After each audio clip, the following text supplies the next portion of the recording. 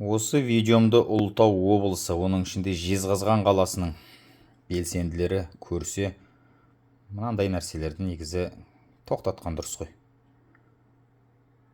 Жасыратын жоқ, Жезқазған облыстың орталығы болып Ұлытау өз алдына шаңырағын көтеріп шықты.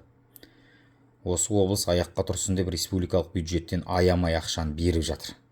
Бірақ ақшаны беріп жатыр екен деп оңды солды шашай беруге болмайды. Менің ойым солай. Не істерін білмей жатыр ғой. Мемлекеттің берген ақшасын не істерін білмей жатыр.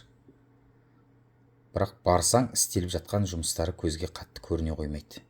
Сырты жалтырақ, іші қалтырақ болып жатыр. Жезқазғанның сыртына шықсаң, орысша айтқанда свалка ғой, қоқыс алаңы. Ал бірақ тендерлерін қарап отырсаң, турниры и образовательные услуги по шахматам дейді. 133 миллион 928 мың 571 теңге бөледі. 134 миллиондай ғой енді.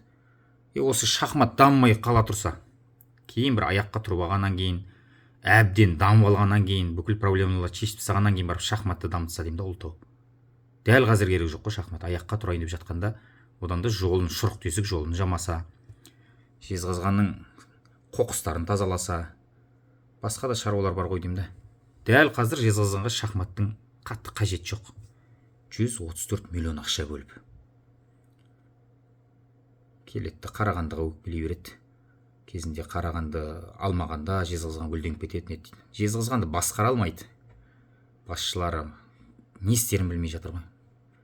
Басқара алмай жатыр Жезқазғанды.